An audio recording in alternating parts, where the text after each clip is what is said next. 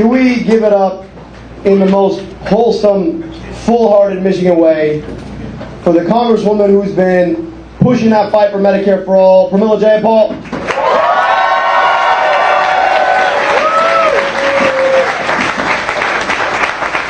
And if I have anything to do about it, the next Senate Majority Leader, Chris Van Hollen.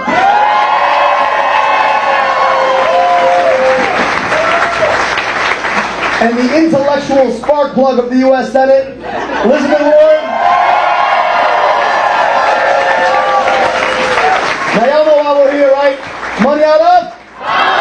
Money in your? Medicare for? Let's make sure they hear it everywhere. Money out of? Money in your? Medicare for? There it is. Yo, my name is Abdul El-Sayed. And y'all know I got a name that is tailor-made for U.S. politics. But y'all, it just shouldn't be this hard. Shouldn't be this hard in the richest, most powerful country in the history of the world to afford a second bag of groceries. Shouldn't be this hard to believe you could ever own a home. Shouldn't be this hard to see a doctor when you get sick.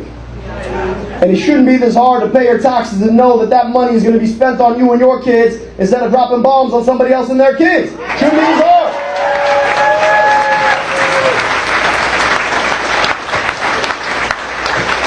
Now, I was never supposed to run for office. That was not part of my life's plan. I got an 11-letter first name. Got sounds that come out of parts of people's throats they don't know they have. I wanted to be a doctor. I wanted to be a doctor because I could go 15 hours to my family's native Egypt, or 15 minutes from where I grew up, not too far from here. Either north into the city of Pontiac or south into the city of Detroit. And either way, I would cross a 10-year life expectancy gap. And I became a doctor because it shouldn't matter where you grow up, shouldn't matter the color of your skin, shouldn't matter what you or your parents do for work. You deserve a long, healthy life in these United States of America.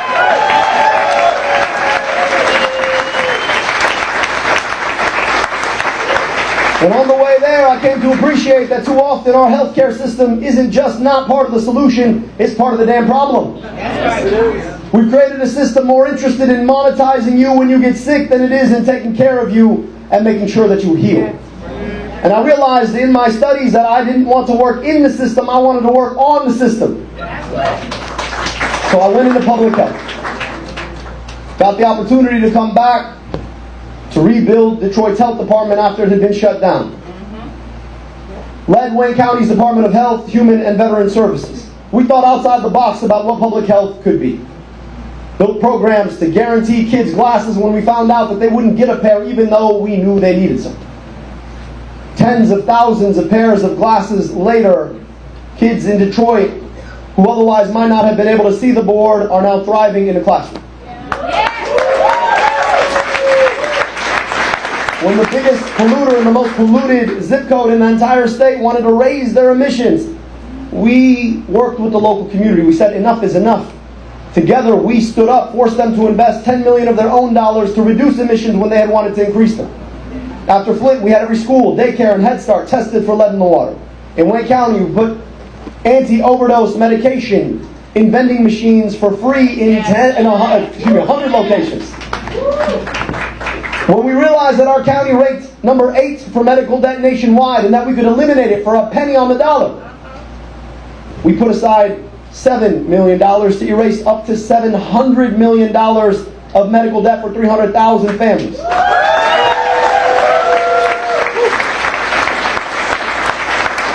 I'm never going to forget that awful day when this Trump administration froze federal funds. Feels like 10 years ago, it was like about a year ago. And I'm sitting in the Guardian building in Detroit trying to figure out how to make sure WIC checks go out next week.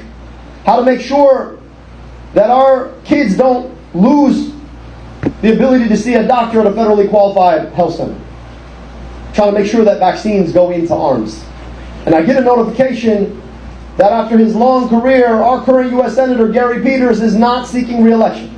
That there's going to be an open U.S. Senate seat. And I thought to myself, damn, maybe it's time for us to get a U.S. Senator willing to fight. If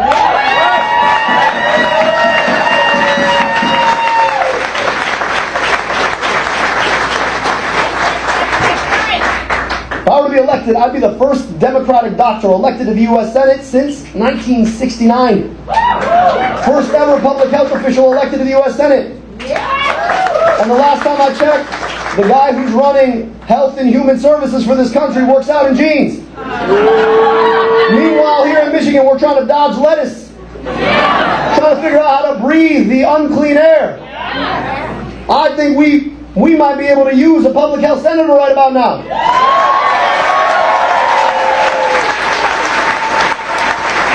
But y'all might remember, this is not my first rodeo. I ran for governor back in 2018. I was 32 years old, never run for office in my life, had no idea what I was doing. I said, you know what, I'm gonna go big or go home. I went big, then I went home. But we earned 340,000 votes. We got outspent 7-1. But we were 2-1 more efficient than the governor. 3-1 more efficient than a guy who's currently in Congress. And more importantly, I said something at the time that folks weren't quite ready to hear that's only proven more true now. Donald Trump is not himself the disease of our politics. He's the worst symptom of the disease of our politics. The disease is the system that allows big corporations and billionaires and special interests like AIPAC to buy and sell politicians in ways that leave them rigging the system against us. We pay more for all we have to buy, get paid less for all the work we do, and watch as our tax dollars get misappropriated to do dumb things like drop bombs on other people instead of smart things like build schools for our own. So y'all, we're running a campaign to do 3 simple things. Y'all already know what they are. Money out of? Money in your? Medicare for? We got work to do. Now I want to talk a little bit about what that means. You've probably seen the ads. All the ads. $60 million of ads carpet bombing our airwaves. Now, here's the funny thing about it. Everyone's like, how y'all withstanding this? I don't know. Last time I checked, the commercials were the part of the show you didn't want to watch. Go on and buy the worst commercials and then wonder why they're not working. But here's the thing about them. They still cost a whole lot of money. $60 million doesn't fall off a tree. They don't give it to you because they think you're nice. There is a pro quo at the end of the quid. When AIPAC drops $30 million on a race, you know why that is? They want something in return. There it is. It's a $30 million down payment on a vote to send $3 billion somewhere else. And where does that go? To a foreign government that's done genocide and apartheid, and now is taking us to a war for the goal of annexing southern Lebanon. And here's the thing about it, when you say anything about it, it's like, must be because he hates somebody. I don't hate anybody. Y'all, I love everybody. I just think I want my tax dollars spent here in Michigan to build schools in Michigan, to provide health care in Michigan, to empower folks in Michigan to fix our damn roads in Michigan, instead of sending them somewhere else to destroy someone else.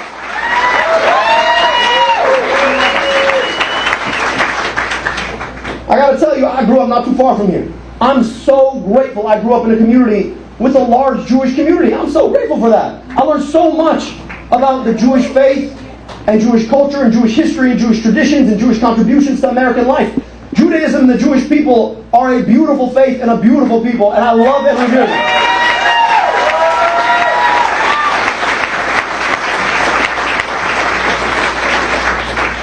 But so are Palestinians and Palestinian questions and Palestinian questions.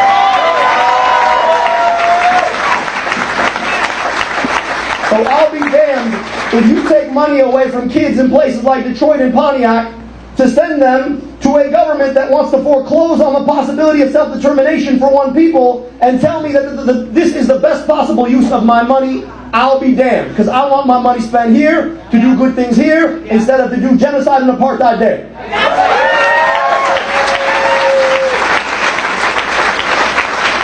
So AIPAC, where's the camera? AIPAC, I know you're watching. You go on and burn your damn money. And when the devil go on and burn your bread.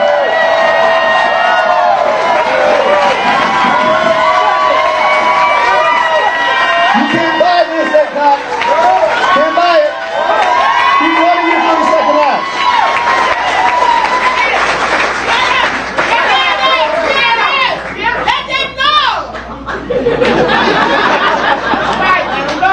How we feel about y'all in Detroit?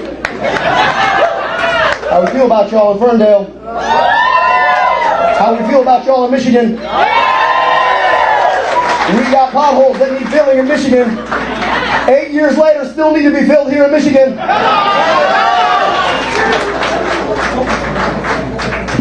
That was good.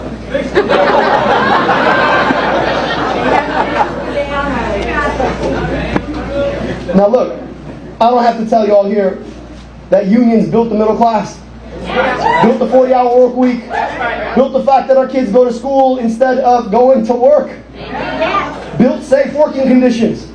And you know what? I happen to think that if we want those things, unions can do them again if we get on and pass the PRO Act.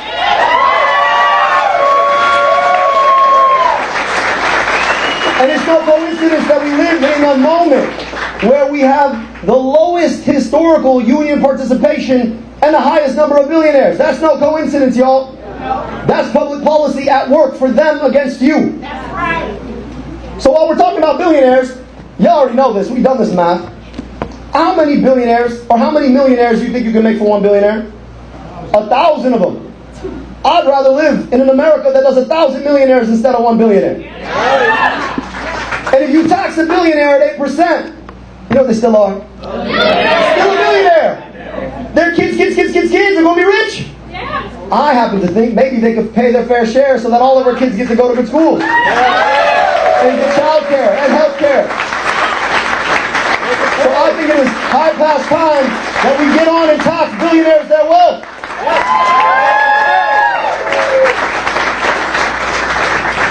Now, you already heard from the queen of antitrust. So I got very little more to add on the issue. But I'll just tell you this, that we all ask ourselves, how come everything's more expensive? Well, it's because all these corporations have figured out how to use an algorithm to collude against you. They figure out how to ratchet all the prices in one way.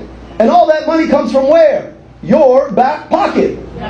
So I happen to believe that it is time for us to start enforcing antitrust policy and start using it to start breaking up everything from big tech to big medicine.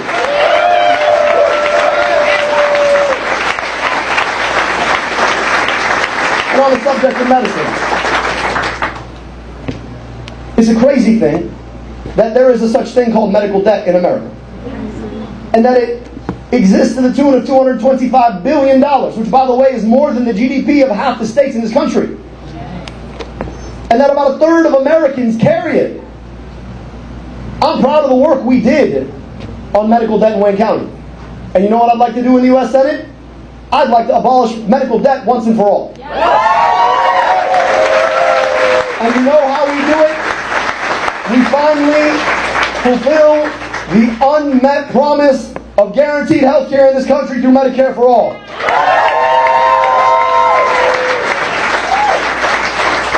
Now look, I got some experience, I've been around. And every time you want to do something good for people, you want to put glasses on kids or eliminate debt, there's always some very serious person. And you know they're very serious because they have a side part. Which is why I got a side part, right? I want people to take me seriously. Populist politics, Republican hair. And they come out of the woodworks and they give you a very serious look. Doctor, how are you going to pay for that? I don't know, maybe we stop fighting wars to the tune of $500 billion. Maybe instead of $250 billion to a rogue agency like ICE, we can just, I don't know, abolish ICE and take that money and invest it where it needs to go. And I'm always wondering where these very serious people are every single time you got a general who's drawing up war plans to go to war in Iran. Where are you all at? General, how are you going to pay for that? So you know what I'm about to do with my side part? And my very serious face, I'm hoping that when I'm in the U.S. Senate, I can be that very serious person that said, General, How you gonna pay for that? We got kids who need health care here. We got schools that need to be rebuilt here. We got potholes that need to be rebuilt here. We've got people who need opportunity here. Stop sending my money somewhere else to raise my gas prices. Goddamn. Keep my money here. Now look, I don't know if you've been watching all this. Every single time I go on national media, no offense to the national media who are here, perfectly lovely people, it's always funny because they always want to ask me about everything that's not happening in your lives. They want to ask me about some theoretical rights. When I'm just saying, hey, kids here have a right to good schools here. And how about we start talking about the right to health care here? And how about we start talking about the right to our own tax dollars here? No one asked that question. No one asked that question. And they always use this word around me. Dangerous. I always wonder, like, why would you call someone like me dangerous? It's not like people who look like me have ever been called dangerous. It's not like you're falling into a well-worn groove that's been around for 25 years calling people who look like me with names like mine dangerous. I know that's not what you're doing, right? I'll just say this. Go ask a child who needed a pair of glasses in Detroit if I'm dangerous. Go ask the folks who could not breathe because of smokestacks spewing out sulfur dioxide if I'm dangerous. Go ask the parents of kids who are going to schools that were leaded if I'm dangerous. Go ask the people flooded in medical debt if I'm dangerous. I think what they'll tell you is, he's the best friend you might have if you want government to work for you. But I'll tell you what, if you're AIPAC, I'm pretty damn dangerous. If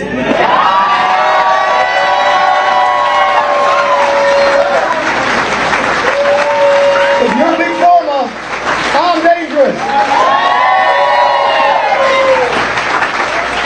If you're Big Tech and want to put a data center in your backyard, I'm dangerous.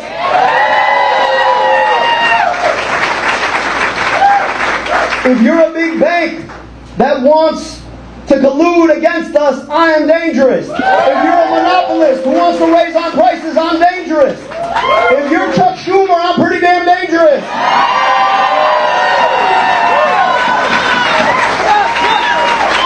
And I think it's about damn time we had Democrats who are willing to be dangerous for all the people rigging our politics against us.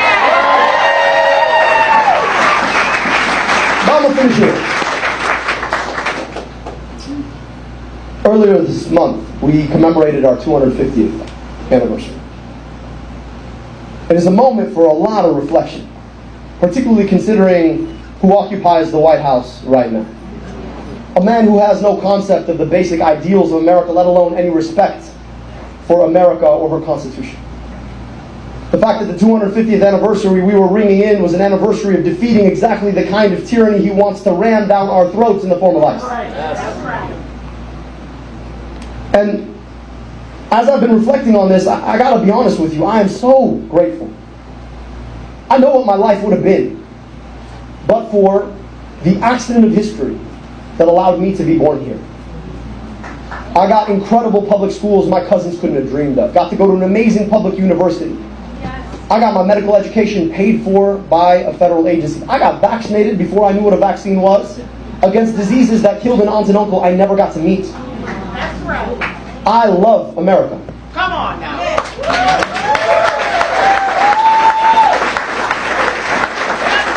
And I love America enough to want America to be America for all of her children. That's right.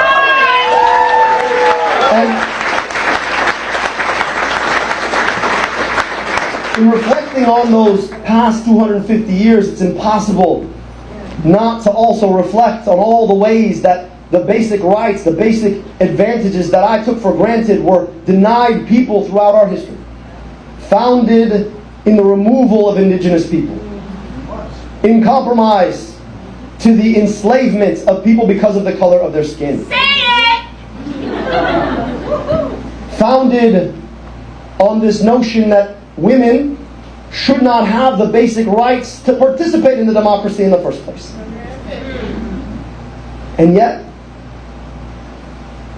The thing that America does better than anyone else is that we actually have the power to look those foundational failures in the eye and correct them. Yeah. That's right.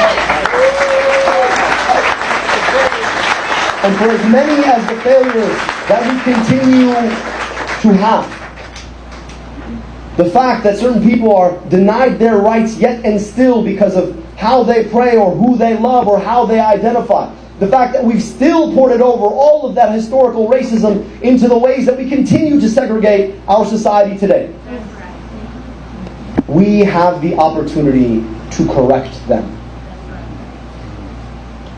And the process by which we correct is the very democracy we're participating in here and now. That's right. Democracy is a technology, age-old technology that allows us to look our failures in the eye, see them for what they are, and dare to dream to make them better. And for every one of our failures, it didn't just happen. Don't believe the history books when it just says it happened. Is because there were people out there who were willing to call failures for what they were before anyone else was willing to see them. That's right. Those people having courageous conversations with one another about what ought to be, coming together to build solutions, to use that technology in ways that it hadn't been used before. That's how America corrects. And right now, we are in a moment where we could use some correcting. Yes. Whether it's the fact that our country continues to finance the worst things abroad while denying too many children the most important things here at home, or it's the fact that some people continue to be denied their basic rights. America needs correcting. And the opportunity to correct sits with us in these rooms right now. Now, when they spend $60 million in a race, it is because the powers that have long since made peace with the idea that they can use your government against you to pick your pocket for the things you cannot live without, they use that money to make sure that they can continue to do it in the future. And who suffers the most? It's all of us, but in particular folks who continue to suffer our failure to correct the worst historical dangers. The power of the few is afraid of the power of the many. The power of the few fears the power of the many. But what the power of the few is their money. When they spend $60 million, it is because they are so afraid that they might lose their vice grip on power. That they're so afraid that our democracy might actually come to correct them. They're so afraid of the idea that people ought to have power over the things that strangle them in their lives. They use that money to tell us that we cannot have better, that we cannot correct, that we cannot do the work that America is known for doing. And in rooms like this, we are here because we are the ones who are willing to do that correcting. So today, I don't want you just to go home and feel something. Yes, feel something. But out of that feeling, I want you to believe in your own power to go and correct. And look, you're going to have some hard conversations. They're going to tell you what you cannot have and should not fight for, to borrow an incredible phrase from my colleague, soon-to-be colleague, Senator Warren. They're going to tell you that the effort is futile, that you can't win, that there's no point anyway. But we don't back down. That's right. When they tell us that we cannot have health care, we don't back down. When they tell us that we have to be okay with ICE tyrannizing our streets, we don't back down. When they tell us we can't have a union to earn a good day's wage for a fair day's labor, we don't back down. When they spend $60 million in the most anti-democratic way in our elections, we don't back down. Because we will show up for each other and with each other for the future we want to hand off to our kids and grandkids, and remind them that America is for those who are willing to stand up and build its future. Whatever happened in the last 250, we get to dictate the next 250. It is the power of the people that will win. And together, Ferndale, together, Michigan, we'll build that future that we need and deserve together. A future where corporations don't dictate what we can have and what we cannot fight for. A future where we can have guaranteed health care and a union and keep our money here at home. Ferndale, let's go build that future.